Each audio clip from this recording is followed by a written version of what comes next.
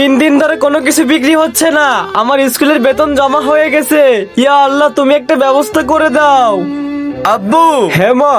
আব্বু, আজ আমার বার্থডে, আজ আমাকে এই চকলেটগুলি কিনে দাও, আমি আমার বন্ধুদের সবাইকে খাওয়াবো। আরে মা, পাগল হয়ে গেছো? এই রাস্তার দোকান থেকে চকলেট কিনবো? আমার সাথে বড় দোকানে চলো, এখান থেকে বড় বড় চকলেট কিনে দিব। না, আমার এই চকলেটই লাগবে, আর এখান থেকেই নিব।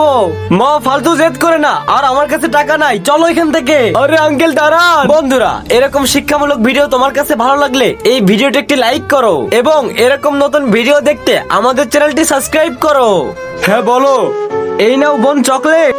কিন্তু বাবা, আমার কাছে টাকা নাই। কোনো সমস্যা নাই আঙ্কেল, এ আমার ছোট বোন, আজ এর জন্মদিন, এ অনেক খুশি, তাই এই ভাইয়ের পক্ষ থেকে বোনের জন্য ছোট্ট একটা গিফট। শুক্রিয়া ভাই। আরে না বাবা, আমার কাছে টাকা আছে, আমি তোমার মন পরীক্ষা করছিলাম, আজ আমি বুঝতে পেরেছি গরিবদের মন অনেক বড় হয়। টাকাগুলো রাখো। কিন্তু আঙ্কেল, এখানে টাকা তো অনেক, আমার তো শুধু 10 টাকা হয়েছে।